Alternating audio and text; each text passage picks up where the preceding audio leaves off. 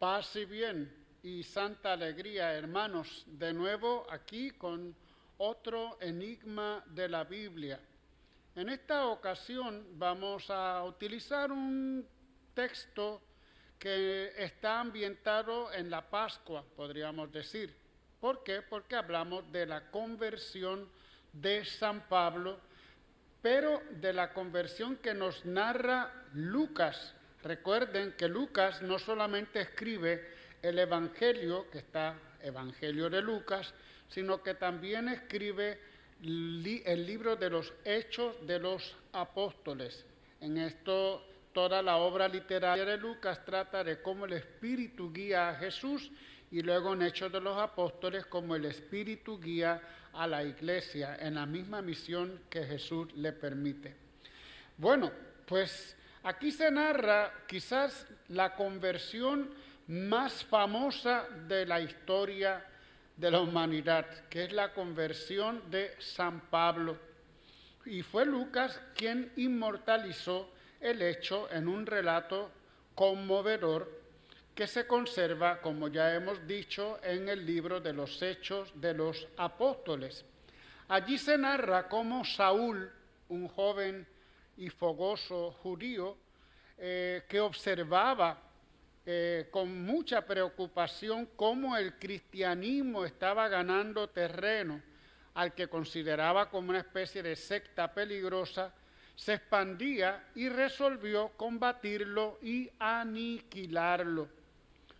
Cierto día, en un viaje que hace a Damasco, una ciudad que dista más o menos 230 kilómetros de distancia de Jerusalén, es decir, que se tardaba más o menos una semana recorrer de Jerusalén a Damasco, con una autorización especial, posiblemente aquí de los fariseos de Jerusalén o del Sanedrín de Jerusalén, para encarcelar a los cristianos.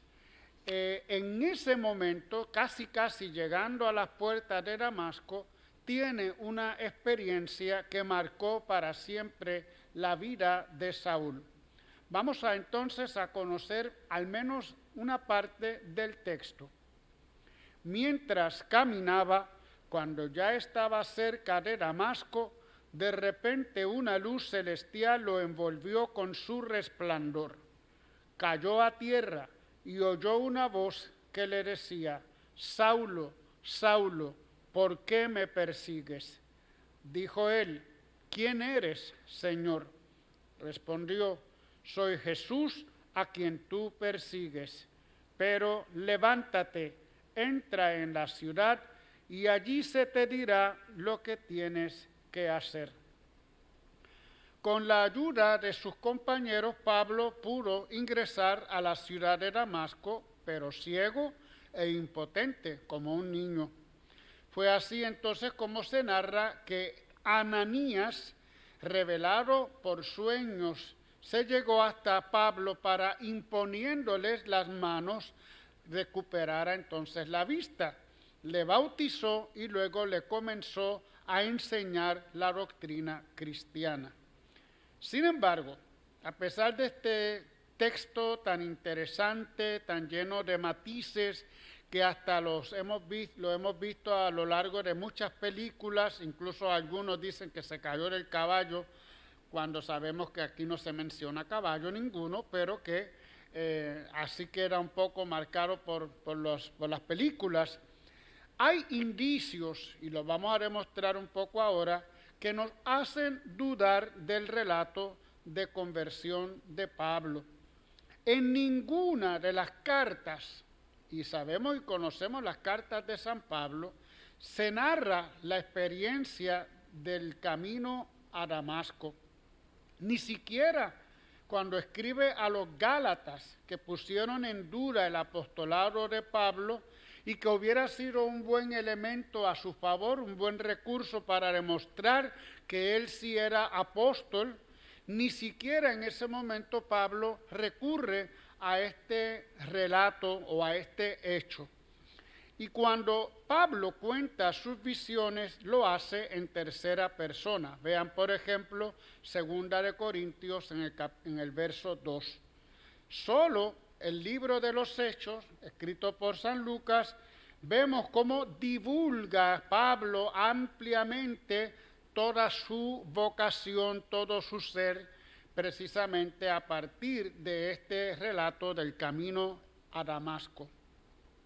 En los Hechos de los Apóstoles nunca se dice, mejor dicho, que Pablo haya visto a Jesús. Lo que se narra es esa luz de la que se dice el relato, una luz que viene del cielo y se oye también una voz, en Hechos 9, 3 al 4. Pero en sus cartas Pablo asegura haber visto a Jesús. En Gálatas 1:1 dice que su vocación comienza precisamente de haber visto a Jesús. No saben que yo también vi a Jesús, 1 Corintios 9:1. También el relato de los Hechos de los Apóstoles no nos dice que su vocación haya venido directamente de Jesús. El libro de los Hechos de los Apóstoles narra que fue Ananías el intermediario que le explicó a él la situación, le quitó la ceguera por la imposición de manos y le enseñó la doctrina y le bautizó. Y sin embargo, San Pablo habla de una experiencia directa con Jesús. Para los Hechos de los Apóstoles, este relato es una conversión de San Pablo. Pero Pablo nunca habla de conversión. Pablo habla en términos de vocación, de la llamada que Jesús le hace para ir a predicar a los paganos. Los hechos llenan de fenómenos externos, la luz celestial, la voz misteriosa, la caída al suelo, la ceguera, mientras que Pablo no habla de fenómenos fantásticos, sino de una experiencia interior. Veamos o lean Gálatas 1:16. Por todo esto, resulta difícil aceptar la historicidad de algunos detalles del relato de Damasco. Y digo así detalles, porque pudo haber sido cierto, pero no se demuestra a través del libro de los Hechos. Entonces viene la pregunta, ¿por qué Lucas habla de esa manera? ¿Por qué Lucas habla en términos de conversión? ¿Cuál es la intención de Lucas al escribir el relato del camino a Damasco?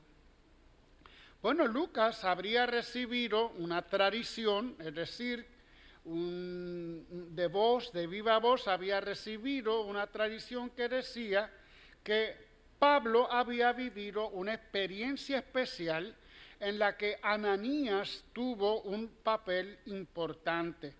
Con esos datos, Lucas escribe un relato con el llamado esquema de leyendas de conversión. ¿Qué son estas leyendas de conversión? Son narraciones estereotipadas donde a un personaje malvado o enemigo de Dios, pues Dios se le manifiesta con señales extraordinarias y termina convirtiendo a ese personaje. Esto lo encontramos en varios textos del Antiguo Testamento. Vamos a ver solamente uno, y es el caso de la conversión de Heliodoro. En Segunda de Macabeos se narra cómo el ministro del rey Seleuco IV de Siria, en su persecución contra los judíos, intentó saquear el templo.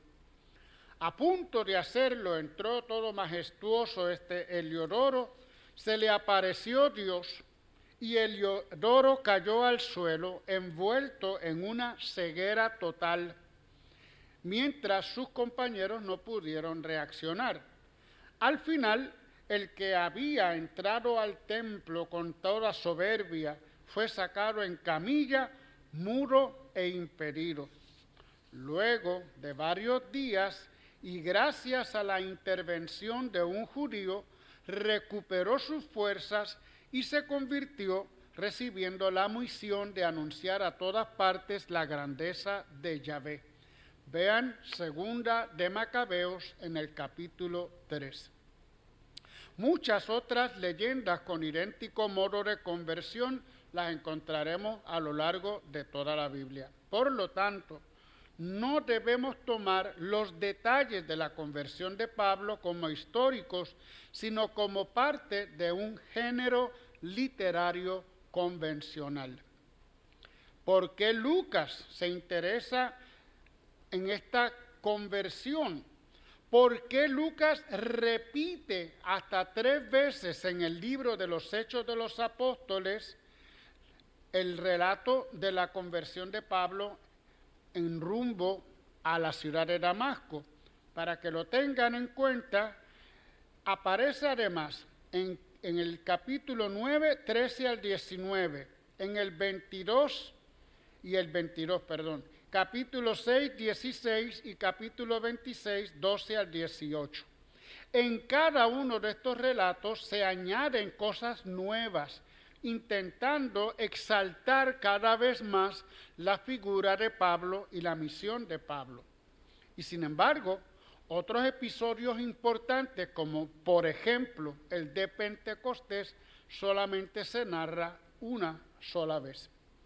La respuesta, pues a Lucas le interesa mostrar cómo se cumple la profecía de Jesús de que su palabra, la palabra de Dios, se extendería por todo el mundo. Hechos 1:8. Los confines de la tierra, que es lo que dice Jesús, se llevará el evangelio hasta los confines de la tierra, se entendía Roma, la ciudad de Roma, que era la ciudad más importante del imperio. Lucas no conocía de que ninguno de los apóstoles habrían llegado a Roma, todavía en el tiempo en que escribe. Pedro nunca sale, al menos en su libro, de Judea y de Samaria. Juan tampoco viaja más allá de Samaria. Santiago, el mayor, no se mueve nunca de Jerusalén. Matías, ese que habían elegido para sustituir a Judas, desaparece después de su elección. De los demás apóstoles ni hay noticias. La solución era hacer recaer sobre Pablo el cumplimiento de esa misión. Lucas lo muestra presentando a Pablo, recibiendo del propio Jesús este encargo en el camino de Damasco. Vamos a ver entonces poco a poco los añadidos que se van haciendo en los Hechos de los Apóstoles por parte de Lucas, en los 3 relatos donde cada vez intenta exaltar más la figura y la misión de Pablo. Veamos el tema de la luminosidad que envolvió al apóstol. En el primer relato dice que una luz del cielo. Ya en el segundo relato habla de una gran luz. Y todavía más, en el tercer relato, una luz más luminosa que el sol. Vemos un poco él cómo va agrandando cada vez más la situación. La hora también resulta ser muy interesante. En el primer relato no dice qué hora. En el segundo relato nos dice que fue cerca del mediodía. Y en el tercer relato, en pleno mediodía, diciendo que el brillo superaba el sol, cuando en esa hora brilla con más fuerza. Así que tenemos entonces la intención clara de Lucas. Acerca de los destinatarios, solo el tercer relato habla que todos los compañeros fueron los destinatarios de aquel evento en Damasco. Sobre las persecuciones que realizaba Pablo para un poco también contrastar y dar fuerza a la conversión, decía primero que conducía a los cristianos a la cárcel. Luego dice, los perseguía a muerte. Y en el tercer relato decía, los metía en la cárcel, los torturaba para que renunciaran a su fe cristiana en sus ciudades extranjeras y contribuía con su voto cuando eran condenados, como vemos en el caso de Esteban, el primer mártir, Hechos 26, 10 al 11. Acerca de la misión encomendada, nos dice, primero, llevará el nombre de Cristo ante los gentiles, los reyes y también los judíos. El segundo relato habla ante los hombres, ya en un sentido universal. Y en el tercer relato no solo es enviado, sino que se especifican además los detalles de la misión. Y en cuanto a los fenómenos que sucedieron, nos dice primero que los compañeros oyeron la voz, pero no vieron la luz. En el segundo relato nos dice, vieron la luz, pero no oyeron. Y en el tercer relato, ni vieron ni oyeron, solo Pablo, para centrar el mensaje divino en Pablo nada más. Vemos cómo interesantemente en un mismo libro encontramos versiones distintas. Si muchas veces decimos por qué los evangelios difieren unos de otros, por qué un hecho se cuenta de una manera en Marcos y no se cuenta de la misma manera en Mateo, Lucas o en Juan, imagínense en un mismo autor donde hay diferencias. Pues porque lo que importa no son los datos históricos, sino el mensaje que el autor bíblico nos quiere dar. Y en cuanto al efecto de la conmoción que se dio cuando ocurrió el hecho, nos dice en los primeros dos relatos que Pablo cayó al suelo, pero que los compañeros se quedaron de pie. Y sin embargo, en el tercer relato nos dice que todos cayeron, es decir, que todos también se unen a Pablo en la adoración a Dios. Y por último, la ceguera. Nos dice el primer relato que quedó ciego durante 3 días. El segundo relato nos dice que solo durante el tiempo que duró la luz divina. Y en el tercer relato nos dice que no se menciona la ceguera ni necesitan llevarlo de la mano, ni Ananías tiene que curarlo. Cada vez menos oscuridad en San Pablo. Bueno, hay un elemento, eso sí, que es igual en los 3 relatos que encontramos en el libro de los Hechos de los Apóstoles sobre este evento de la conversión de Pablo. Y el único elemento que es igual para todos es el diálogo entre Pablo y Cristo en el momento de la aparición. Hoy los biblistas estudiosos sostienen que es un diálogo ficticio, es decir, pertenece también a un elemento literario que llaman diálogo de aparición, que es común en el Antiguo Testamento, cuando se aparece un ángel o cuando se aparece el mismo Dios.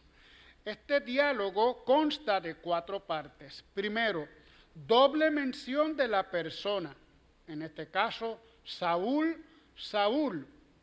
Segundo, una breve pregunta del personaje, ¿quién eres, Señor? Tercero, la autopresentación del Señor o del ángel, en este caso, yo soy Jesús a quien tú persigues.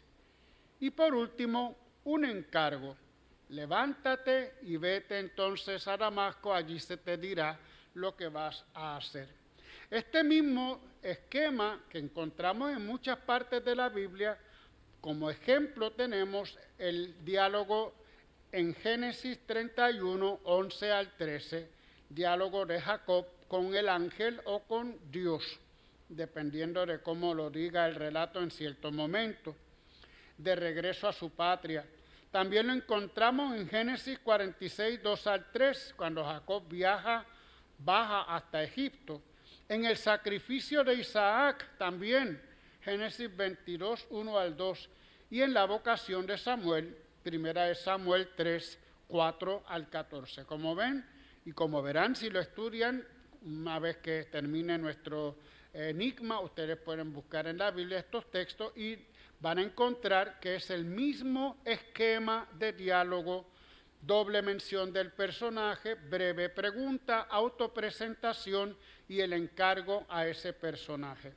Utilizando este diálogo, Lucas nos quiso decir realmente que Jesús sí habló con Pablo, aunque no sabemos exactamente lo que él le dijo. En fin, muchas veces nos resultan lejanos y misteriosos los personajes bíblicos, porque pues los relatos nos hablan de vivas y especiales experiencias extrañas. San Pablo, en algún momento de su vida, experimentó un encuentro íntimo y especial con Jesús que lo llevó a abandonar todo para seguirle. El autor sagrado lo describe con adornos de voces, luces, caídas, para explicarlo de alguna manera. Pero fue una experiencia como la de muchos de nosotros. A veces no solemos valorar nuestras propias experiencias porque no vemos estos fenómenos. Pero es que a mí nunca se me ha aparecido una luz, aunque a mí nunca me ha hablado una voz rara, a mí nunca me ha pasado nada extraño. Y eso precisamente es lo que podemos sacar de este enigma de hoy, que no necesariamente fue así. El autor revelado, Lucas, lo quiso adornar de ello para demostrar que Pablo era verdaderamente apóstol. Por lo tanto, Pablo no nos lleva ninguna ventaja. Muchas veces también nosotros experimentamos a Jesús resucitado sin esas manifestaciones, sobre todo en experiencias internas, interiores. Bien, pues con esto hemos terminado nuestro enigma de esta semana. Yo espero que con los datos que les hemos dado, ustedes ahora indaguen en la Biblia esos textos que les hemos dicho para que ratifiquen lo que hemos compartido con ustedes. Hasta ahora entonces, pues simplemente me queda agradecer su presencia, el estar sintonizando con nosotros cada semana.